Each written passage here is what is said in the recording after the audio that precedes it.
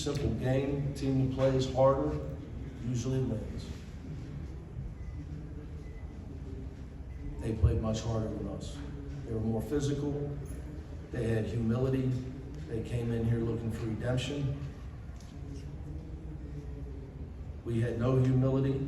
Show me somebody that's not humble, and I'll show you somebody getting ready to get home. We had our worst week of practice of the season. I failed miserably to get my team ready for the fight that was coming today, and I'm thoroughly embarrassed.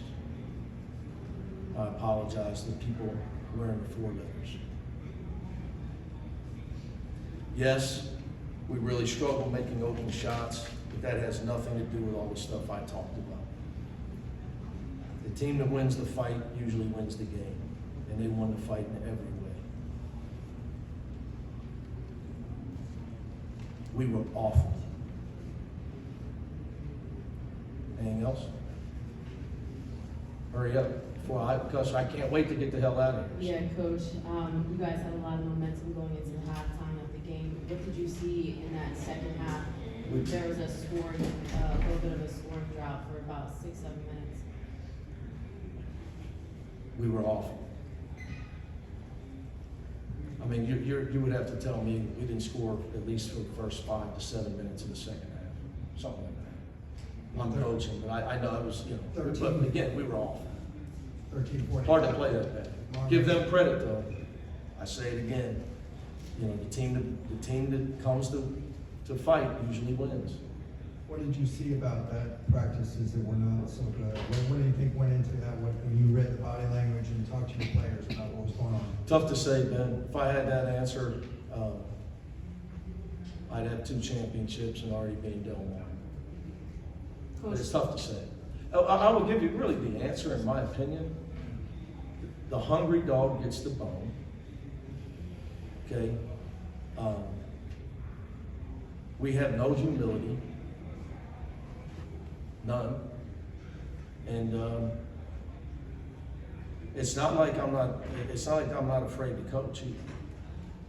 The stuff I had to do yesterday in practice, put guys on the treadmill, yell and scream and run my team the day before you're playing your rival in front of your biggest crowd of the season is ridiculous.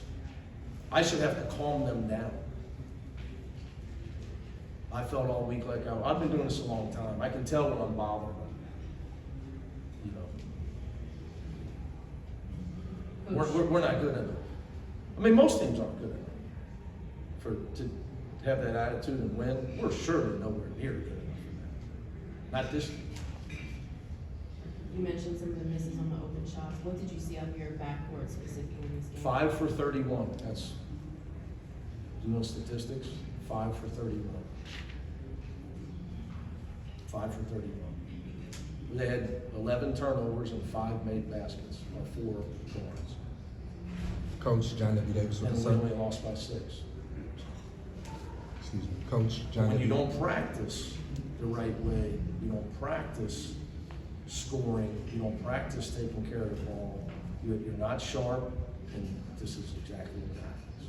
So they know, I told them yesterday this was going to happen. You can ask them when they come in. So, John. John W. Davis, Southern California News Group. Coach, you've often likened yourself to an educator. So let me ask you, can you teach fight? I'd rather recruit fight. I'd rather recruit heart and toughness. It's why I recruited Jalen Clark. I knew Tiger had it once I got to coaching. I knew Dave had it once I got to coaching. Tried to get Jaime at Cincinnati. He committed like the day after I saw him. I knew I wasn't going to get him. It was with the phone call. It's tough. You know, it's just consistent though. Because look, we've won 8 of our last 11. We're just not good enough to show up and mail it in. And to the earlier question, I mean, we played hard for about a 5-minute stretch in the end of the first half, where I thought we played hard. That was about it.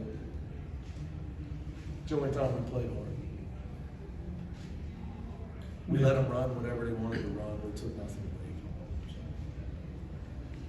But as a guy that's been coaching a long time, now, like 28 years in college, it's tough to answer your question.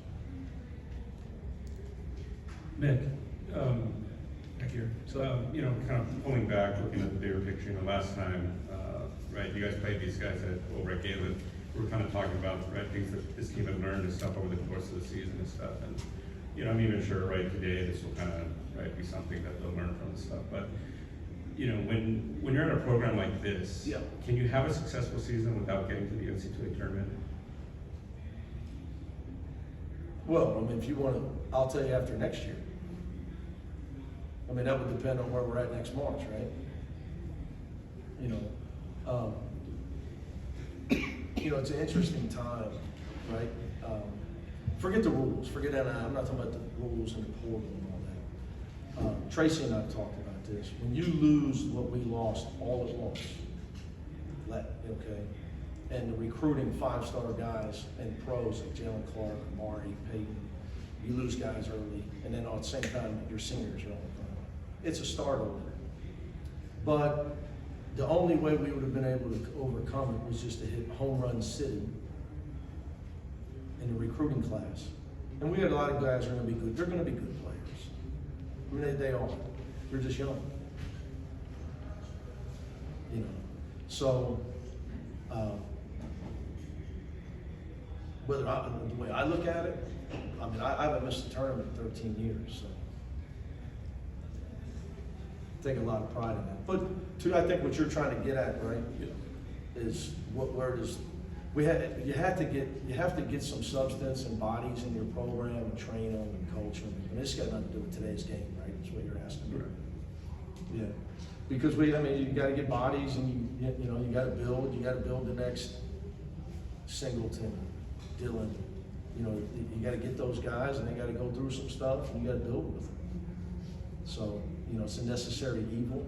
Only would have been avoided if we'd had somehow a couple of our guys would have been so good that they're obviously would have been played away into like lottery picks or first round picks.